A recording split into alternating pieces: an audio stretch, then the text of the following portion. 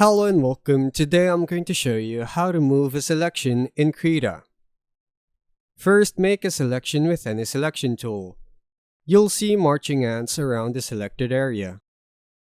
To move the selection outline itself without moving the pixels inside yet, make sure your chosen selection tool is active. Then hover your mouse over the marching ants until the cursor turns into a move tool icon with a small box. Then drag. If instead you want to move the actual pixels inside the selection, use the Move tool or Transform tool by pressing T or Ctrl T on your keyboard.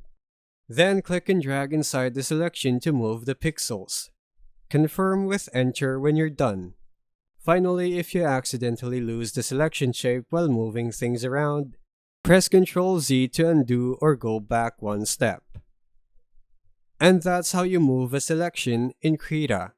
Thanks for watching.